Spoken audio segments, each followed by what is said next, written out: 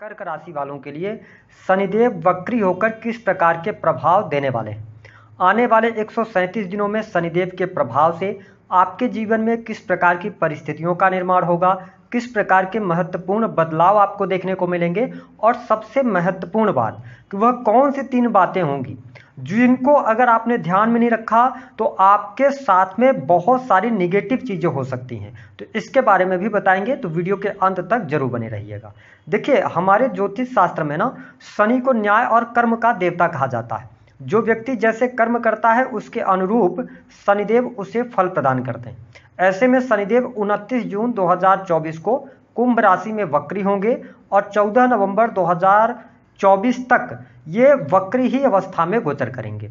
अब देखिए, वर्तमान समय में कर्क लग्न या कर्क राशि आपकी, तो आपके जीवन में शनि की ढैया का प्रभाव चल रहा है, जिसके परिणाम स्वरूप क्या है कि आपको भय भी लग रहा होगा कि ढैया में बहुत सारी निगेटिव चीज़ें होती हैं। लेकिन मैं आपको स्पष्ट कर दूं, शनि की ढैया और 7.5 में व्यक्ति को बहुत अच्छे रिजल्ट मिलते हैं और जब खराब रिजल्ट मिलते हैं तो बहुत खराब रिजल्ट मिलते हैं। लेकिन हम ये जानते हैं कि शनिदेव जब आपके अष्टम भाव में वक्री हो रहे हैं तो किस प्रकार के फल प्रदान करेंगे। देखिए, 8th हाउस के अंदर शनिदेव का गोचर वैसे अच्छा माना जाता है, ठीक है, मेरे हिसाब से। क्यों? क्योंकि अभी ये अपनी स्वयं की राशि में है, ठीक है। तो कहीं ना कहीं से आपके ये 8th हाउस को मजबूत कर रहे हैं। ऐसी स्थिति में जो ऐसे लोग जुड़े हुए हैं जो कि रिसर्च से जुड़े हैं, डाटा एनालिसिस के कार्य हो गए, या आप अकल्ट, एस्ट्रोलॉजी, तंत्र मंत्र आदि के कार्यों से जुड़े हैं, तो यह समय आपके लिए अच्छा रहने वाला है। साथ ही शनिदेव किन चीज़ों को रिप्रेजेंट करते हैं? देखिए, शनिदेव जो है ना, लोहा, दवाई, इसके साथ बीमारी, दुख, जुडिशरी। तो अगर आप जुडिशरी वगैरह के फील्ड से भी जुड़े हैं या आप एजुकेशन ले रहे हैं तो यहाँ पर शनिदेव आपको अच्छे रिजल्ट देने का कार्य करेंगे। हालांकि अष्टम भाव में ये वक्री हो रहे हैं, ध्यान रखिएगा, ये आपके सप्तमेश भी बनते हैं, ठीक है। और सप्तम भाव पर देवगुरु बृहस्पति की नीच की दृष्टि है। मैं आपको स्पष्ट कर दूं कि शनिदेव के वक्री होने के कारण आपको अपने दाम्पत्य जीवन पर ज्यादा इस समय ध्यान देने की आवश्यकता रहेगी, क्योंकि आपके जीवन साथी की हेल्थ को लेकर या जीवन साथी के साथ में मनमुटाव होने के योग दिखाई देते हैं। और कहीं सप्तमेश होकर आपकी पत्रिका में शनिदेव ऑलरेडी अष्टम भाव में बैठे हैं या आपके 12th हाउस में बैठे हुए हैं, ठीक है, या 6th हाउस में बैठे हैं, तो ये डाइवोर्स तक की भी स्थितियों को निर्मित कर सकते हैं। तो यहाँ पे आपको अपने मैरिटल लाइफ पे बहुत ज्यादा ध्यान रखना होगा, अन्यथा कोर्ट कचहरी आदि का भी सामना होगा। लेकिन इसके अतिरिक्त यदि देखा जाए तो बिजनेस व्यापार के लिए समय अच्छा रहेगा। काम कारोबार में आपको लाभ देखने को मिलेगा।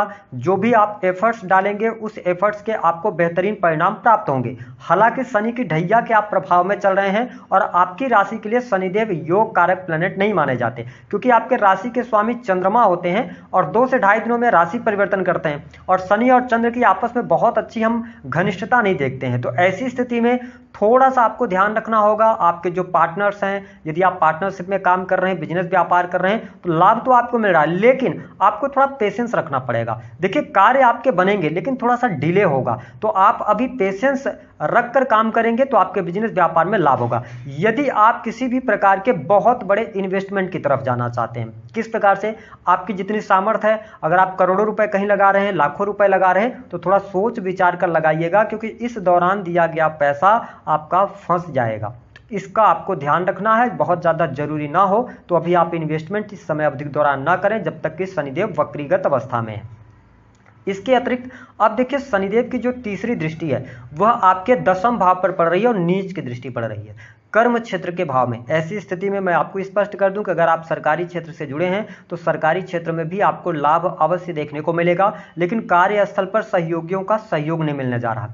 आपके पीठ पीछे कुछ न कुछ षड्यंत्र हो सकता है। दूसरी बात कि यदि आप किसी भी प्रकार से बहुत उच्च पद पर रहे हैं पिछले समय में और आपने अपने पद का दुरुपयोग किया है तो आपके साथ बहुत बुरा होने जा रहा है। मेरी भाषा थोड़ी सी कड़ी हो सकती है, लेकिन मैं आपको आगाह कर रहा हूं। अगर आपने किसी को चीट किया है, किसी को परेशान किया है, तो यह समय आपको दिन में तारे भी दिखा सकता है। ये बात आप नोट करके चलिएगा। लेकिन अगर आपने अपनी ईमानदारी के साथ में काम किया है तो शनिदेव आपको बहुत अच्छे रिजल्ट देंगे। मैं ऐसा इसलिए कर रहा हूं कि शनि की नीच की दृष्टि जब 10वें भाव पर पड़ती है तो आपके द्वारा जो किए गए कर्म है पिछले समय के, उन कर्मों का हिसाब किताब आपको ये देने का कार्य करेंगे, वो भी वक्र दृष्टि इनकी पड़ रही है।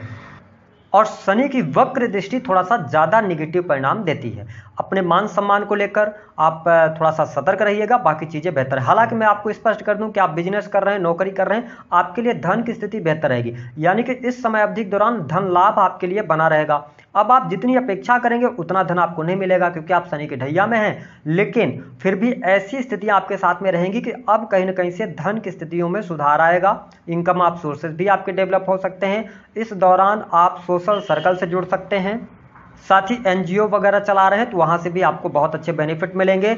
इसके साथ में देखिए 6 के लॉर्ड होकर देवगुरु बृहस्पति जो है ना वो आपके 11th में है। इसका मतलब ये है कि आप सरकारी क्षेत्र में हैं, गवर्नमेंट सेक्टर के अंदर कार्यरत हैं, ठीक है, या सरकारी ठेकेदारी वगैरह का काम करते हैं तो काम कारोबार आपका अच्छा चलेगा, उसमें दिक्कत नहीं आने वाली है, थोड़ा सा पेशेंस रखिएगा। इसके अतिरिक्त एक बात और स्पष्ट कर दें कि शनि अष्टम से गोचर कर रहे हैं, तो यदि आपकी खराब ग्रहों की दशा चल रही होगी तो यहाँ पर चोट चपेट दुर्घटना से बचिएगा।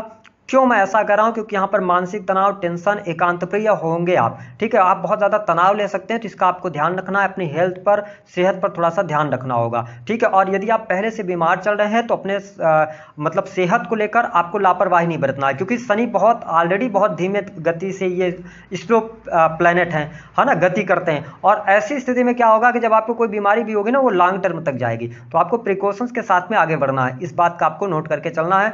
थोड़ा आप इमोशनल होने से बचिएगा तो ज्यादा ठीक स्थितियां रहेंगी। अब देखिए शनिदेव की जो दृष्टि है, 7वीं दृष्टि, वो आप पे कहां पे पड़ रही है? 2nd हाउस पे। अब इस बात को समझें आप कि 2nd हाउस पर दृष्टि पड़ना, इसका मतलब यह है कि 2nd हाउस है आपकी तिजोरी, आपका संचित धन।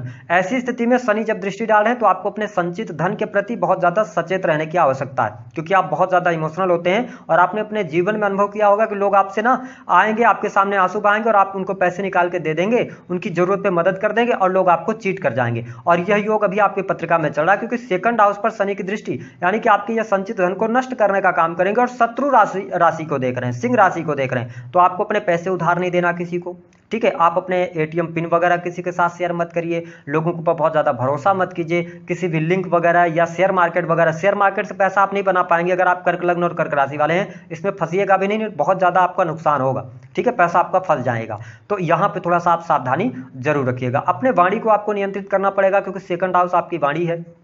वाणी की वजह से आपके काम खराब ना हो, क्योंकि शनि जो है ना अच्छे प्लेनेट नहीं माने जाते, ये ब्राह्मण प्लेनेट नहीं माने जाते हैं, इस वजह से थोड़ी सी आपकी वाणी कड़वी हो जाएगी, ठीक है। तो इसका आपको ध्यान रखना, क्योंकि आप इमोशनल होकर कुछ ऐसी बातें कर देंगे जिससे कि आपको करियर में भी नुकसान होगा और आपके रिलेशन में भी नुकसान होगा, जिसका आपको ध्यान रखने की आवश्यकता रहने वाली है। स्पेशली अगर आप किसी ऐसे प्रोफेशन से जुड़ाव रखते हैं जिसमें वाणी और कम्युनिकेशन का इस्तेमाल होता है, तो देखिए कम्युनिकेशन आपकी अच्छी रहेगी, आप लोगों से बातचीत अच्छे से करेंगे, लेकिन जब आपको क्रोध आएगा ना तो आपके क्रोध की वजह से बनते कार्य आपके बिगड़ सकते हैं, ठीक है, थोड़ा पेशेंस रखिएगा।